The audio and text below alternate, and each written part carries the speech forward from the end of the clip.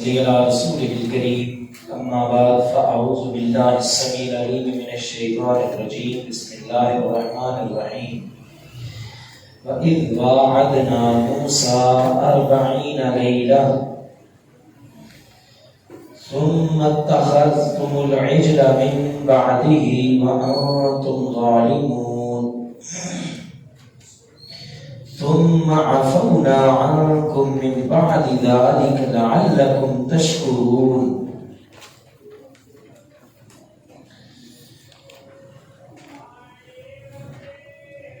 وَإِذْ وَاعَدْنَا اور جب ہم نے وعدہ کیا موسیٰ علیہ السلام سے 40 لیلہ 40 راتوں کا، ثم اتخذتم العجل پھر پکڑ لیا تم نے بچڑے کو، من بعدہ اس کے بعد، وانتم ظالمون اس حال میں کہ تم ظلم کرنے والے تھے، ثم عفونا عنکم پھر ہم نے تم کو معاف کیا، من بعد ذالک اس کے بعد، لعلکم تاکہ تم تشکرون شکریہ ادا کرو. سورۃ البقرہ آیت نمبر 51 اور 52. بعض لوگوں کو یہ بھی غلطی ہوتی ہے کہ وہ جہاں سے آیت شروع ہو، شروع سے پہلے والی علامت کو وہ اکاؤنٹ کرتے ہیں، جبکہ جہاں پہ آیت ختم ہوتی ہے وہاں جو علامت اور وہاں جو نمبر لکھا ہوتا ہے نا وہ ہوتا ہے اس آیت کا نمبر. دہرا لیں جی. وَإِذْ وَاعَدْنَا اور جب ہم نے وعدہ کیا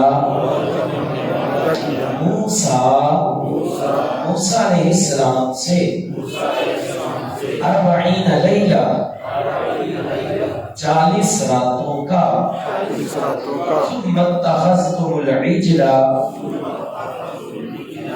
ثم اتخذتم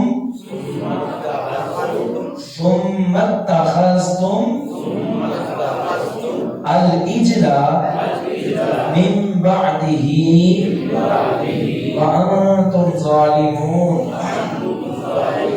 ثم اتخذتم العجل پھر پکڑ لیا تم نے بچڑے کو، من بعدہ اس کے بعد، وَأَنْتُمْ ظَالِمُونَ اس حال میں کہ تم ظلم کرنے والے ہو.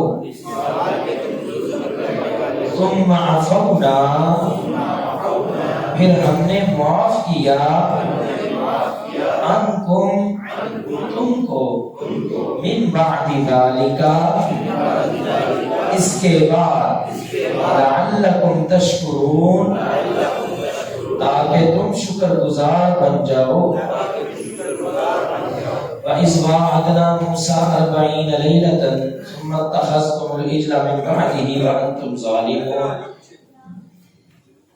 اور جب ہم نے وعدہ کیا موسیٰ علیہ السلام سے 40 راتوں کا، پھر تم نے اس کے بعد بنا لیا بچڑے کو معبود اس حال میں کہ تم ظلم کرنے والے تھے.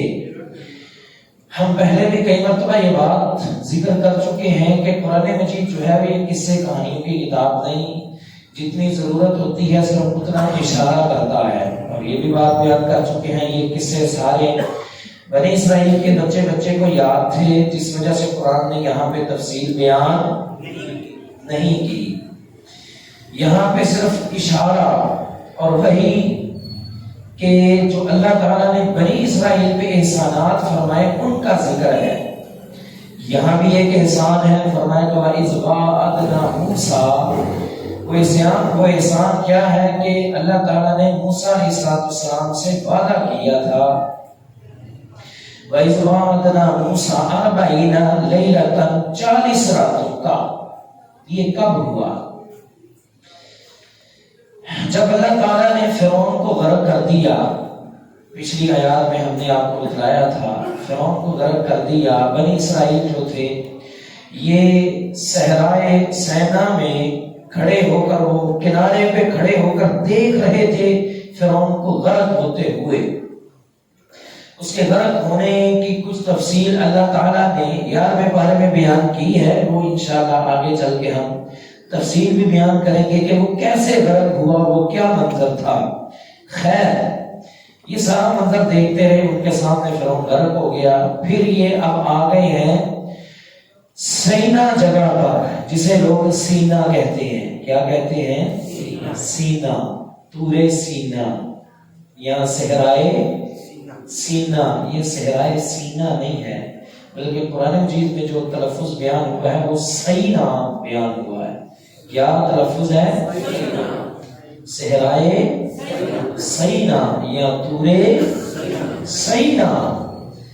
یہ طور سینا یا صحرائے سینا پہ یہ پہنچ گئے. اسی کو میدان تیہ بھی کہتے ہیں. میدان تیہ جسے لوگ طے پڑھتے ہیں، میدان تیہ بھی اسی کو ہی کہتے ہیں. یہ ایک صحرا تھا. یہ کیسا تھا؟ ایک سمندر کا حصہ وہ جو موسیٰ علیہ السلام نے پار کر لیا. آگے صحرا ہے، اس سمندر کو ہم نے بتایا تھا بحیرہ احمر یا بحیرہ کلزم کہتے ہیں. اس کے آگے صحرائے سینا اور ادھر ہی طور سینا. اس کے آگے پھر یہ بحیرہ احمر یا بحیرہ کلزم. یہ سمندر آگے پھر وہی ہے، درمیان میں یہ صحرائے سینا ہے. یہاں پہ اب یہ لوگ جو ہیں ایک کھلے صحرا میں رہ رہے ہیں. تعداد کتنی ہے؟ 6 لاکھ. جو مفسرین نے لکھا 6 لاکھ. اب میں آپ کو چھوٹی سی بات بتاؤں، ایک چھوٹا سا جلسہ کروانا ہو نا ادھر کہیں سیالکوٹ میں، یہ پی ٹی آئی کا ہو جائے یا نون لیگ کا ہو جائے یا کوئی جماعتی ہو جائے، تو پورا مہینہ پہلے ہی انتظامات شروع ہو جاتے ہیں. یہ وہ ان کا کھانے کا بندوبست، یہ ان کے جناب واش روم کا بندوبست، اور یہ وہ سارے لمبا جوڑا. یہ بھی تعداد بھی اتنی نہیں ہے. اندازہ کریں 6 لاکھ کا لشکر، اور کوئی جگہ بھی نہیں، کھلا صحرا ہے. وہاں پہ کھانا پینا اور دیگر معاملات یہ کس قدر مشکل ہوں گے. اور پتہ ہے آپ کو کتنی دیر وہاں پہ رہے؟ 40 سال. کتنی دیر؟ کیوں رہے؟ سوال یہ ہے 40 سال تک وہ کیوں رہے؟ اس کا جواب یہ ہے کہ جب اللہ تعالیٰ سے موسیٰ علیہ السلام نے دعا کی تھی نا کہ ہمیں کوئی ایسی جگہ دے دی جائے، اللہ تعالیٰ نے جگہ بتلا دی. کون سی؟ یروشلم. نام سنا نا آپ نے؟ یہ پچھلے دنوں اس پہ حملہ بھی ہوا تھا یہ فلسطین میں. تو یہ یروشلم جگہ بتلا دی. وہاں پہ آپ اس علاقے میں چلے جائیں. وہاں پہ قوم آباد ہے عمالقہ. کیا نام ہے؟ وہ قوم آباد ہے. آپ اپنے لشکر کو لے کر جائیں تو فتح آپ کی ہے، وہ علاقہ آپ کا ہے. اب موسیٰ علیہ السلام اپنے لشکر کو لے کر وہاں پہ گئے، لیکن قوم نے پہلے تو لڑنے سے انکار کر دیا. حضرت موسیٰ علیہ السلام 12 بندے لے کر گئے، جا کے ان سے بات چیت تو کریں، دیکھے تو صحیح وہ ہے کیسے، کتنی کو طاقت یا کتنے کو فوجی ان کے پاس. 12 بندے لے کر گئے.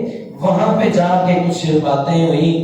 واپسی پہ حضرت موسیٰ علیہ السلام نے انہیں کہا کہ تم نے جا کے بتانا نہیں ہے کہ وہ کیسے لوگ ہیں، بس ہم اپنی فوج کے یہاں پہ لے کر آئیں گے، لڑیں گے، فتح ہماری ہے. اب وہ جو 12 بندے تھے نا، انہوں نے جا کے پتہ کیا دیکھا تھا؟ انہوں نے یہ دیکھا تھا کہ یہ جو عمالقہ قوم ہے نا، یہ انتہائی لمبے چوڑے ہیں. ان کے سامنے یہ بالکل چھوٹے چھوٹے بونے لگ رہے تھے. انہوں نے کہا یہ تو بہت بڑی بلائیں ہیں، ہم ان سے کیسے لڑیں گے، یہ تو مرنے والی بات ہے. موسیٰ علیہ السلام نے منع بھی کیا، تم نے جا کے بتانا نہیں ہے، ہم بس سب کٹھے آئیں گے، لڑیں گے. اللہ نے وعدہ جو کیا ہوا ہے کہ یہ علاقہ ہمارا ہے، یہ فتح ہماری ہوگی. اب انہوں نے کیا کیا؟ جا کے لوگوں کو بتا دیا کہ ان سے تو نہیں لڑ سکتے، وہ تو لمبے لمبے بڑے ہیں، ہم تو ان کے مقابلے میں بالکل چھوٹے چھوٹے بونے ہیں، کیسے ہم ان کے مقابلے میں لڑیں گے. جب انہوں نے بتلا دیا، قوم نے لڑنے سے انکار کر دیا. اب قوم کہنے لگی ہے موسیٰ ہم نے نہیں لڑنا. موسیٰ علیہ السلام نے انہیں یہاں تک کہا تم سارے آؤ، صرف اس بستی کے دروازے تک پہنچ جاؤ، فتح پھر بھی تمہاری ہے. کیا کرو؟ بستی کے دروازے تک ہی پہنچ جاؤ، فتح پھر بھی تمہاری ہے۔ انہوں نے کہا تھا لن ندخلها ابدا ما داموا فيها فاذهب انت وربك فقاتلا انا هاهنا قاعدون۔ جو مرضی کر لو موسیٰ، ہم یہاں پہ بیٹھے ہیں، تو اور تیرا رب جا اور وہاں سے لڑ، جب فتح ہوگی ہمیں بلا لینا، ہم آ جائیں گے۔ اللہ، کس قدر نافرمان، کس قدر یہ نافرمان قوم تھی۔ مجھے ابھی اچانک یاد آیا جب بدر کا موقع تھا، نبی علیہ السلام نے فرمایا کہ ابا کیا کرنا ہے، تسلی چاہیے تھی۔ وہاں صحابہ نے کہا تھا اللہ کے نبی ہم موسیٰ علیہ السلام کی قوم جیسے نہیں ہیں کہ ہم بھی کہیں یا موسیٰ تو اور تیرا تو رب جا کے لڑو، ہم یہاں پہ بیٹھتے ہیں، ہم آپ کے لیے آخری خون کے قطرے تک لڑیں گے۔ انہوں نے کہا ہم نے نہیں لڑنا۔ جب انہوں نے جہاد کا انکار کیا، پیغمبر کی نافرمانی کی، اب اللہ نے ان پہ یہ ذلت اور عذاب مسلط کر دیا کہ وہ 40 سال تک اسی میدان تیہ میں، اسی صحرائے سینا میں وہ صحرا کی خاک چھانتے رہے اور وہاں پہ یہ ذلیل ہوتے رہے، اب وہاں پہ پھرتے رہے۔ کتنی دیر تک؟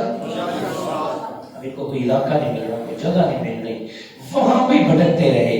ہم عرض کر چکے ہیں 40 سال اور پھر 6 لاکھ لوگ، انتظام، اور انتظام کھانے پینے کے انتظام سے پہلے ضرورت ہوتی ہے قانون کی کہ اکٹھے رہنا ہے، اکٹھے چلنا ہے، اکٹھے رکنا ہے، سب کچھ وہاں پہ قانون کی، شریعت کی بہت زیادہ ضرورت ہوتی ہے۔ تو موسیٰ علیہ السلام نے بھی یہ شریعت کی ضرورت محسوس کی۔ اب اللہ تعالیٰ نے موسیٰ علیہ السلام کو بلا لیا، کہاں پر؟ طور سینا میں، ٹھیک ہے، اس طور پہاڑ پہ، یہ سینا کے اس صحرا کے پاس ہی پہاڑ ہے طور، وہاں پہ اللہ تعالیٰ نے موسیٰ علیہ السلام کو بلا لیا۔ اب موسیٰ علیہ السلام وہاں پہ چلے گئے۔ شروع میں جو اللہ نے وعدہ کیا تھا وہ 30 راتوں کا تھا۔ فَأَتْمَمْنَاهَا بِعَشْرٍ، اللہ نے 10 راتیں مزید بڑھا دی۔ یہاں پہ کیونکہ اجمالی ذکر ہے، مؤثر ذکر ہے، یہاں پہ اللہ نے پہلے سے 40 راتوں کا ذکر کر دیا۔ دوسرے مقام پہ ہے کہ پہلے 30 راتوں کا وعدہ کیا تھا۔ وَوَعَدْنَا مُوسَىٰ 30 لَيْلَةً، موسیٰ علیہ السلام سے اللہ نے 30 راتوں کا وعدہ کیا تھا۔ اب 10 دن مزید کیوں بڑھا دیے؟ اس پہ بھی مفسرین نے اور بنی اسرائیلی کچھ روایات جو ہیں وہ بتلاتی ہیں۔ یاد رکھنا یہ کوئی حتمی بات نہیں ہے، کیونکہ بنی اسرائیل کی روایات ہم اس کی نہ تصدیق کر سکتے ہیں، نہ جھٹلا سکتے ہیں، نہ ان کی تکذیب کر سکتے ہیں۔ بعض نے لکھا ہے کہ موسیٰ علیہ السلام کو جب اللہ تعالیٰ نے بلایا تھا نا تو وہ تھوڑا جلدی چلے گئے تھے، تھوڑا، جس کی وجہ سے اللہ نے مزید 10 دن جو ہے وہ اور بڑھا دیے کہ جلدی کیوں آیا ہے۔ اور بعضوں نے ایک اور بات لکھی ہے جو شاید کہ کچھ حق کے اور زیادہ قریب ہے، انہوں نے کہا جب 30 راتیں موسیٰ علیہ السلام وہاں پہ رکے، روزہ رکھتے رہے تھے، اور 30 راتوں کے بعد اللہ تعالیٰ کے پاس جانا تھا، انہوں نے اچھی طرح مسواک کر لی، انہوں نے اچھی طرح مسواک کر لی۔ اب اللہ تعالیٰ نے 10 دن مزید بڑھا دی کہ اور 10 دن روزہ رکھ۔ موسیٰ علیہ السلام سمجھے کہ میرے منہ سے جو یہ وہ سمیل آ رہی ہے کہ اس سے اللہ تعالیٰ ناراض نہ ہو۔ حالانکہ موسیٰ علیہ السلام کو یہ معلوم نہیں تھا کہ یہ جو روزے دار کے منہ کی خوشبو اللہ کو پسند ہی بڑی لگتی ہے۔ اور اس پہ ایک حدیث جو ہے نا نبی علیہ السلام کی وہ بھی ملتی ہے۔ نبی علیہ السلام نے فرمایا کہ وَلَا حَلُوفٌ فَمِ الصَّائِمِ أَطْيَبُ عِنْدَ اللَّهِ مِن رِيحِ الْمِسْكِ، روزے دار کے منہ کی خوشبو اللہ کو کستوری سے بھی زیادہ پیاری لگتی ہے۔ اللہ نے 10 دن اور بڑھا دیے۔ خیر ہمیں نہیں پتا، حتمی فیصلہ ہم کچھ نہیں کہہ سکتے کہ کیوں بڑھائے۔ کیف اللہ تعالیٰ نے وہاں پہ کتنے دن روکا موسیٰ علیہ السلام کو؟ کتنے دن؟ یہاں پہ پھر ایک سوال ہے، کتاب دے دی تھی موسیٰ علیہ السلام کو اللہ نے، اس سے پہلے جو بنی اسرائیل تھی وہ کس پہ عمل کرتی رہی؟ کیوں جی کوئی بتائے گا؟ ابھی تو کتاب ملی نہیں ہے، لیکن موسیٰ علیہ السلام بنی اسرائیل کو اپنا دین کی دعوت بھی دے رہے ہیں، شریعت پہ بھی چلا رہے ہیں۔ موسیٰ علیہ السلام کی قوم کس پہ عمل کرتی رہی؟ نہیں، وہ موسیٰ علیہ السلام کی حدیث پہ عمل کرتی رہی۔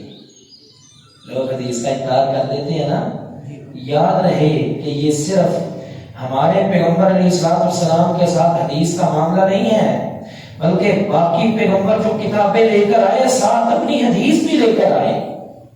یہاں یہ بہت بڑا نقطہ ہے، ورنہ کتاب تو اب ملنے لگی ہے، فرعون کے ساتھ اتنے عرصے تک مقابلے ہوتے رہے ہیں، وہاں پہ وحیاں بھی آتی رہی ہیں موسیٰ علیہ السلام پہ، وہاں پہ قوم کو وہ سمجھاتے بھی رہی اور تبلیغ بھی کرتے رہے ہیں۔ آپ نے وہ سنی ہوگی دعا، قال رب اشرح لي صدري ويسر لي امري واحلل عقدة من لساني يفقهوا قولي واجعل لي وزيرا من اهلي هارون اخي اشدد به ازري واشركه في امري۔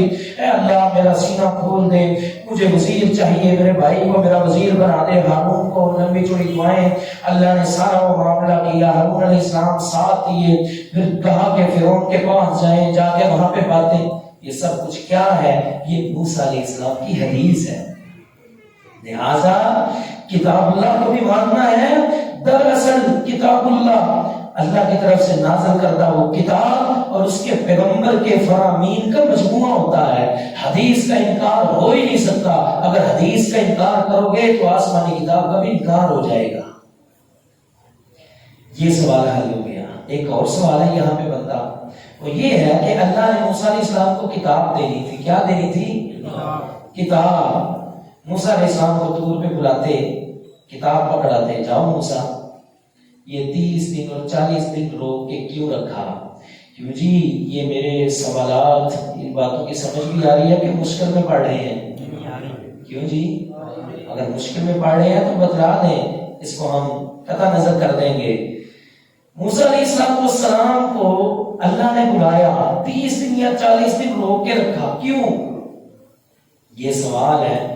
اس کا جواب یہ ہے کہ موسیٰ علیہ السلام ایک عرصہ تک قوم میں رہے جو قوم مشرک تھی، پھر وہاں سے اللہ نے نجات دی۔ اب یہ جو ہے یہ سینا پہ رہے، یہ صحرا میں رہے۔ قوم کے جو حالات تھے، یاد رہے کہ یہ قوم یا دنیا یا معاشرہ ہے نا، ان کے حالات کا آپ کی زندگی پہ بہت گہرا اثر ہوگا۔ یقیناً وہاں بھی ایسا ہی معاملہ تھا۔ اب موسیٰ علیہ السلام کو ایک بہت مقدس چیز ملنے والی تھی، اس کے لیے انتہائی زیادہ مزید طہارت۔ نبی تو پہلے بھی طاہر ہوتا ہے، پاک ہوتا ہے، مزید طہارت اور مزید اللہ تعالیٰ کے ساتھ مضبوط تعلق۔ یاد رہے نبی کا پہلے بھی اللہ کے ساتھ تعلق مضبوط ہوتا ہے، لیکن اور مضبوطی چاہیے تھی، جس کے لیے تنہائی اور تنہائی میں عبادت یہ بہت ضروری ہے۔ یہ ہمارے لیے نقطہ بھی ہے، سبب بھی ہے۔ اور یہ موسیٰ علیہ السلام کے ساتھ ہی نہیں تھا، بلکہ آپ اور بھی پیغمبروں کی سیرت پڑھیں گے، آپ کو ملے گا کہ کتاب ملنے سے پہلے پیغمبر تنہائی میں اللہ کی بہت زیادہ عبادت کرتے رہے۔ آپ صحیح بخاری پڑھ لیں، صحیح بخاری کے پہلے صفحے اور دوسرے صفحے میں یہ آپ کو یہ بات مل جائے گی، یہ درسی کتاب میں، کہ نبی علیہ السلام پہ جب وحی شروع ہوئی کیسے؟ حدیث میں آتا ہے کہ وَهُوَ يَتَحَنَّسُ، آپ لوگوں سے الگ تھلگ رہتے۔ کہاں پہ رہتے تھے؟ حرا کی غار میں، غار حرا میں۔ وَهُوَ تَعَبُّدُ اللَّيَالِيَ ذَوَاتَ الْعَدَدِ، آپ علیہ السلام وہاں پہ رہتے اور اپنا وہ کھانا وغیرہ ساتھ ہی باندھ لیتے، کئی دن کئی راتیں وہاں پہ تنہائی میں عبادت کرتے رہتے۔ آپ کو پہلی وحی کی تفسیر پڑھے نا، ایک دن وہاں پہ عبادت کر رہے تھے، اچانک فرشتہ آیا، اس نے کہا یا محمد صلی اللہ علیہ وسلم پڑھیے۔ آپ نے فرمایا ما انا بقاری، میں کوئی قاری پوری نہیں ہوں، میں پڑھنا نہیں جانتا۔ تو آپ علیہ السلام بھی یہ نبوت ملنے سے پہلے تنہائی میں رہتے تھے اور اللہ تعالیٰ سے مضبوط ایک تعلق قائم کرتے رہتے تھے۔ لہٰذا حضرت ولی بننا ہے نا، ولی بننا ہے تو یہ بات یاد رہے، تنہائی چاہیے اور تنہائی کی عبادت بھی چاہیے۔ اور تنہائی وہ نہیں جو ہم سمجھتے ہیں کہ قبرستان میں ٹانگیں لٹکا کے تو 6000 دفعہ یہ وظیفہ پڑھنا ہے، یا پھر وہ کنویں میں الٹا لٹک کے یہ وظائف پڑھنے ہیں، یا وہ درخت کے نیچے بیٹھ کے یہ اتنے وظیفے، یہ تنہائیاں شنہائیاں نہیں اللہ کو چاہیے۔ تم اپنے گھر میں جاؤ، اپنے گھر کی تنہائی میں اللہ کو پکارو اور اس کے ساتھ دل لگاؤ اور اس کا ذکر کرتے رہو، یہ تنہائی اللہ کو چاہیے۔ عقبہ بن عامر رضی اللہ تعالیٰ علیہ السلام کے پاس آئے اور آ کے کہا من نجا یا رسول رسول اللہ، اللہ کے نبی نجات کیا ہے؟ فرمایا امسک علیک لسانک، اپنی زبان کی حفاظت کر، ولیسعک بیتک، اپنے گھر کی چار دیواری کو اپنے لیے کافی سمجھ، دنیا داروں سے کچھ عرصے کے لیے کٹ کے اپنے گھر میں رہ اور اللہ کی عبادت کرتا رہ۔ یہ تنہائی کی عبادت، وابکی علی خطیئتک، اپنے گناہوں پہ رونا اور تنہائی میں جا کے اللہ کا ذکر کرنا، یہ بہت بڑی چیز ہے۔ اور یہی تو اللہ نے ہمیں بھی ایک نظام دیا ہے، پورا سال ہم لوگوں میں چلتے پھرتے رہتے ہیں، اور میں یہ جو ہے رمضان اس کا آخری اشرا، اس میں اعتکاف ہے، اعتکاف میں مسجد میں خیمے میں تنہائی اور اکیلے میں رہ کے عبادت۔ کیوں جی، بات کی سمجھ آئیے کہ نہیں آئی؟ اعتکاف کی بھی سمجھ آئیے کہ نہیں؟ اعتکاف کا مقصد کیا ہے؟ ہم یہ سمجھتے ہیں اعتکاف کا مقصد یہ ہے کہ اپنا محلہ چھڑ کے وہ مسجد کو جتنے سب تو لوگ کی بولتے ملتے ہیں، اتنے یہ کہ گپ شپ بھی چنگی لگتی رہتی ہے، کھانے میں چنگی آتے ہیں، شوگر میرا بھی چلتا نہیں۔ اعتکاف یہ لوگوں کی بھیڑ کا نام نہیں ہے، اعتکاف تنہائی میں اللہ کے ذکر کا نام ہے، اللہ کو یاد کرنا، اس کے ساتھ ایک تعلق قائم کرنا۔ خیر، موسیٰ علیہ السلام وہاں پہ گئے، روزے بھی رکھتے رہے، عبادت بھی کرتے رہے، اور 40 راتوں کے بعد اللہ تعالیٰ نے کون سی کتاب موسیٰ علیہ السلام کو دی؟ تورات۔ کون سی کتاب اللہ نے دی؟ تورات۔ زبور ملی حضرت داؤد علیہ السلام کو، انجیل ملی حضرت عیسیٰ علیہ السلام کو، تو تورات ملی ہے حضرت موسیٰ علیہ السلام کو، ادھر کتاب مل گئی۔ اب ادھر کیا ہوا جب موسیٰ علیہ السلام وہاں سے نکلے؟ آپ کو پتا ہے جب یہاں سے بھی مہاجر ہوئے نا، کچھ لوگ یہ علاقے کو چھوڑ کے، کچھ نے تو اپنا قیمتی سامان ساتھ باندھ لیا، کچھ نے زمین گاڑ کے اس میں دفنا دیا، کیونکہ سارا سامان تو اٹھا نہیں سکتے۔ ان لوگوں نے بھی جب فرعون سے وہ بھاگنے لگے تھے، کیا کیا؟ اپنے قیمتی زیورات اکٹھے کیے اور لے کے نکل آئے۔ جب موسیٰ علیہ السلام وہاں سے نکلے ہیں، ادھر ان میں ایک شخص تھا سامری۔ کیا تھا؟ ایک تو وہ سنار تھا، سنیارا، دوسرا وہ جادوگر تھا۔ اب اس نے کیا کیا؟ ساری قوم کے زیورات اکٹھے کیے، ان کو پگھلایا، اور اس کو ایک جو ہے وہ بچڑے کی سی شکل دی، جس میں اس نے چھوٹے چھوٹے سوراخ کیے۔ اب اس میں اس نے وہ مٹی بھی ڈالی، قرآن مجید میں جس کا اشارہ بھی ہے، اس نے وہ مٹی لی تھی فرشتے کے قدموں سے۔ جبریل علیہ السلام وہ اپنے گھوڑے سے گزر رہے تھے، اور جب وہ وہاں سے گزر گئے، اس نے وہ پیچھے سے وہ مٹی اٹھائی اور اس کا بھی بیچ میں استعمال کیا۔ اس میں ایک عجیب سی وہ کشش یا سمجھے طاقت سی پیدا ہو گئی۔ اب اس بچڑے میں سے آواز آنی شروع ہو گئی۔ وہ سامری کہنے لگا، ھذا الہکم و الہ موسیٰ فنسی، موسیٰ ایویں بھول گیا ہے بیچارہ، رب ڈھونڈنے طور پہ چلا گیا ہے، رب تو یہ ہے اس کا بھی اور ہمارا بھی۔ یہ شیطانی کی کس نے؟ سامری جادوگر نے۔ اب آپ کو یہ بھی پتا ہے کہ جب جس معاشرے میں لوگ رہ رہے ہو نا، اس کا اثر بھی بڑا ہوتا ہے جلدی۔ ہمارے اندر بھی، مسلمانوں کے اندر یہ ہندوؤں کا بڑا اثر رہا ہے۔ کیوں؟ کیونکہ اکثر یہ رہے ہیں ہندوؤں کے ساتھ بہت زیادہ۔ اب ہماری شادی بیاہ میں دیکھ لیں، اکثر رسومات کہاں سے آئی ہوئی ہیں؟ ہندوؤں کی۔ اور پھر یہ صرف رسومات میں نہیں بلکہ عقائد میں بھی آپ دیکھ لیں، اپنی عبادات میں بھی آپ دیکھ لیں۔ ہم کسی شعبہ باز کی تھوڑی سی ہاتھوں کی صفائی دیکھتے ہیں، ہم اس کو ولی سمجھنا شروع ہو جاتے ہیں، ہم اس کو مشکل کشا اور حاجت روا اور پہنچی سرکار اور بزرگ سمجھنا شروع کر دیتے ہیں۔ وہ بھی لوگ قیمتیوں کے ساتھ ایک عرصے تک رہے تھے، قیمتی چونکہ بچڑے کی ایک عرصے سے عبادت کرتے آ رہے تھے، ان لوگوں نے بھی یہی کام شروع کیا۔ اب بچڑا بنا دیا سامری نے، اس کی عبادت ان لوگوں نے شروع کر دی۔ اب یہ سارا قصہ تھا جس کا دو لفظوں میں قرآن مجید نے اشارہ کیا، وَإِذْ وَعَدْنَا مُوسَىٰ، اور جب ہم نے وعدہ کیا موسیٰ علیہ السلام سے، 40 لیلۃ، وہ طور سینا میں 40 راتوں کا، ثُمَّ اتَّخَذْتُمُ الْعِجْلَ، موسیٰ علیہ السلام ادھر سے ادھر گئے، پھر تم نے پیچھے سے بچڑے کو بنا لیا معبود، وَأَنْتُمْ ظَالِمُونَ، اس حال میں کہ تم ظلم کرنے والے تھے۔ آگے بھی کچھ قصہ اور کچھ نقاط باقی ہیں جو انشاءاللہ اگلی نشست میں ہم ذکر کریں گے۔ یہ تکمیل کو پہنچی قرآن کریم کی نشست۔ مساجد کے حوالے سے کل ہم نے کچھ گزارشات کی تھی، ان میں ایک گزارش کہ اللہ تعالیٰ کو محبوب ترین جو جگہ لگتی ہے وہ مسجد ہے، لہذا مسجد میں کوئی تکلیف دہ چیز استعمال کر کے نہیں آنا چاہیے۔ حدیث میں آتا ہے نبی علیہ السلام نے منع فرمایا کہ پیاز اور لہسن وغیرہ استعمال کر کے مسجد میں آئیں، بلکہ ایک حدیث کے الفاظ ہیں، جو چیز انسانوں کو تکلیف دیتی ہے وہی چیز فرشتوں کو تکلیف دیتی ہے. تو کسی بھی چیز کی گندی اسمیل ہو، پیاز ہو، لہسن ہو، تمباکو ہو، سگریٹ ہو یا کچھ بھی ہو، اگر انسانوں کو اس کی بدبو آئے گی، اسمیل آئے گی، انسانوں کو تکلیف ہوگی نا، تو یاد رکھنا کہ صرف انسانوں کو تکلیف نہیں ہوئی بلکہ لہذا کوئی بھی ایسی چیز استعمال کر کے مسجد میں نہیں آنا. مسجد میں جب تشریف لائیں تو دعا ہے اللہم افتح لی ابواب رحمتک، ہے اللہ میرے لیے اپنی رحمت کے دروازے کھول دے. لمبی دعا بھی موجود ہے اگر کوئی یاد کرنا چاہے. اعوذ باللہ السمیع العلیم وبوجہ الکریم وسلطانہ القدیم من الشیطان الرجیم، بسم اللہ والصلاۃ والسلام علی رسول اللہ، اللہم افتح لی ابواب رحمتک. یہ لمبی دعا بھی موجود ہے.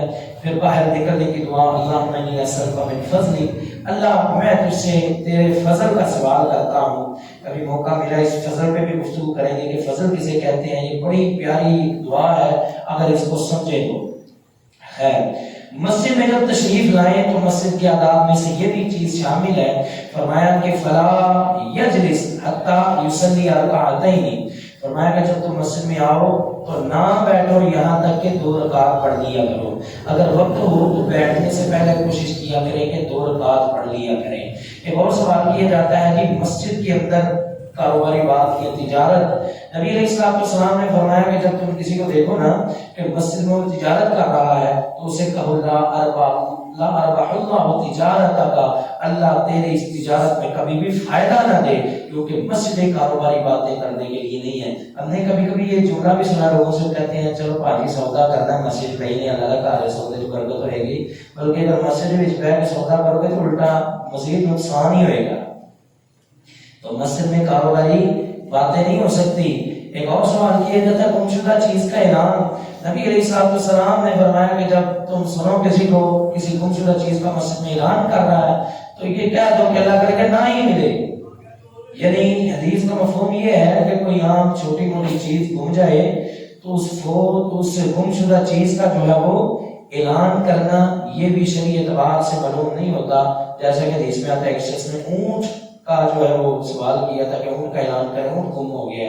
تو نبی علیہ السلام نے فرمایا نہ ہی ملے. ہاں اونٹ سے کوئی زیادہ ویلیو والی چیز جیسا کہ بعض علماء نے کہا ہے جیسے کوئی بچہ گم ہو جائے تو اس کا اعلان کیا جا سکتا ہے. بہرحال حدیث میں یہی ہے کہ گمشدہ چیز کے اعلان سے مسجد میں پرہیز کیا جائے. مسجد میں تھوکنا، مسجد میں تھوکنا یہ گناہ کا کام ہے. حدیث میں آتا ہے نبی علیہ السلام نے فرمایا مسجد میں تھوکنا گناہ کا کام ہے. اس کا کفارہ یہ ہے کہ اس کو پاؤں کے نیچے رکھ کے مل دینا، جوتے کے نیچے رکھ کے مل دینا. یاد رہے یہ اس جگہ پہ تھا جہاں پہ کچی مسجدیں، مٹی والا معاملہ تھا. وہاں پہ حدیث میں آتا ہے کہ نبی علیہ السلام نے اپنے بائیں طرف تھوکا اور پاؤں مار کے اس کو مل دیا. تو یہ اس جگہ پہ ہے جہاں پہ اس کا کفارہ بھی دیا جا سکتا ہے، یعنی مل کے اس کو ختم کیا جا سکتا ہے. چونکہ ہماری مساجد میں کلین ہے، ہماری مساجد میں چٹائیاں ہیں، یہاں پہ اگر آپ تھوکیں گے تو یہاں پہ کفارہ ادا نہیں ہو سکتا، تو پھر یہ گناہ گار ہی ہوں گے. لہذا مساجد میں تھوکنا یہ گناہ کا کام ہے، جبکہ مساجد کو صاف رکھنا، اس کا ایک ایک تنکا بھی اٹھانا یہ بھی بہت بڑا اجر اور بہت بڑا ثواب کا کام ہے. مسجد کے آداب میں سے یہ بات بھی شامل ہے جب اذان ہو جائے تو مسجد سے باہر نہ نکلا جائے. حدیث میں آتا ہے ابو ہریرہ رضی اللہ تعالیٰ نے ایک شخص کو دیکھا کہ اذان کے بعد وہ باہر نکل رہا ہے. آپ رضی اللہ تعالیٰ نے فرمایا اما ھذا فقد عصى ابا القاسم صلی اللہ علیہ وسلم، اس شخص نے جو حرکت کی ہے اس نے نبی علیہ السلام کی نافرمانی کی ہے. لہذا اذان کے بعد مسجد سے نہ نکلا جائے. باقی اگر کسی بھائی بزرگ کے ذہن میں کوئی اس حوالے سے سوال ہے کر سکتا ہے. وآخر دعوانا الحمدللہ رب العالمین.